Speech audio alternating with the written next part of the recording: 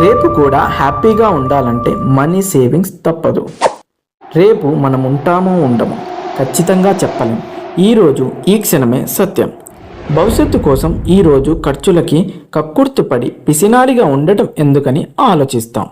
అందుకే ఈరోజే ఎంజాయ్ చేద్దాం అనే ధోరణి పెరుగుతోంది మనందరిలో.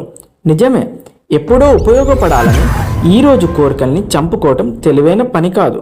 కానీ ఈరోజు దొరికే ఆనందం, సుఖం భవిష్యత్తులో కూడా కొనసాగాలంటే ఆ రేపటి కోసం కొంతైనా మనీ సేవింగ్ చేయక తప్పదు.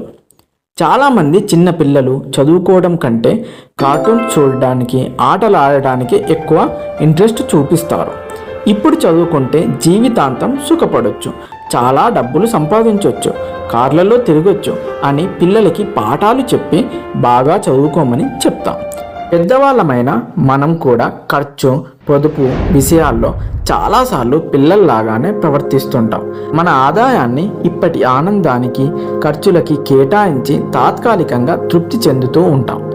ఈరోజు మాత్రమే సుఖపడాలంటే సంపాదించిందంతా ఇప్పుడే ఖర్చు పెట్టేయండి. రేపు కూడా సుఖపడాలంటే పొదుపు తప్పదు, సేవింగ్స్ తప్పదు. జల్సాగా తిరిగిన టీనేజ్ కుర్రాడు ఏదో ఒక రోజు పెళ్లి చేసుకోక తప్పదు, పిల్లల్ని కనక తప్పదు, వాళ్ళని చదివించక తప్పదు, చివరికి ముసలితనము ఆగదు. భవిష్యత్తులోని ఈ దశలన్నింటిలో డబ్బుంటేనే జీవితం సుఖంగా ఉంటుందని మనకు తెలుసు. జీవితంలో ఆర్థికంగా ఏర్పాటు చేసుకోవాల్సిన కనీస అవసరాలేంటని అడిగితే చాలామంది ఇల్లు, పిల్లలు, చదువులు అని చెప్పి ఆగిపోతారు. నిజానికి మనలో చాలామందికి తెలిసి సీరియస్గా ఆలోచించని కనీస ఆర్థిక అవసరాలేంటో చూద్దాం. First one, reserve money. వైద్య ఖర్చులు వంటి అనుకోని ఆర్థిక అవసరాలకు ప్రతి వ్యక్తికి కొంత రిజర్వ్ మనీ అవసరం. సెకండ్ వన్, ఇల్లు. పక్షి కూడా పుల్ల పుడక ఏరుకొచ్చి చెట్టు మీద గూడు కట్టుకుంటుంది. మనిషిగా మన ఇల్లు మనకి కనీస అవసరం కదా. థర్డ్ వన్, పిల్లల చదువుల ఖర్చు భారీగా పెరుగుతోంది. ప్రతి తల్లి తండ్రి చేసే ఉత్తమమైన పెట్టుబడి పిల్లల చదువులే. ఫోర్త్ వన్, జీవిత బీమా. మనం ఉన్నంతకాలం దాని అవసరం రాదు, కానీ దాని అవసరం వచ్చినప్పుడు మనం ఉండం.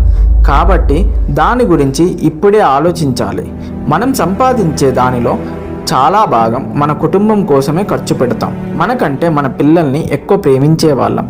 వారి ఆర్థిక రక్షణ కోసం మన జీవితానికి బీమా చేయించకపోతే ఆర్థిక నేరం చేసినట్లే. బాధ్యత కల వ్యక్తికి మాత్రమే ఇది వర్తిస్తుంది. ఫిఫ్త్ వన్, ఆరోగ్య బీమా. పెరిగే రోగాలు, ఖర్చులు దృష్ట్యా ఇది అత్యవసరం.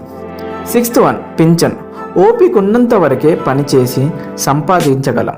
రిటైర్ అయ్యాక ఎవరి మీద ఆధారపడకుండా ధైర్యంగా, ఆరోగ్యంగా బ్రతకాలంటే పెన్షన్ గురించి తప్పక ఆలోచించాలి. ముసలితనంలో పిల్లల దయాదాక్షాణ్యాలపై బ్రతకాలనుకునేవారు పెన్షన్ కోసం ప్లాన్ చేసుకోవడం అవసరం లేదు. ఈరోజు గడవటం ఎంత ముఖ్యమో రేపటి కనీస అవసరాలైన వీటన్నింటి కోసం సేవింగ్స్, పెట్టుబడి కూడా అంతే అవసరం.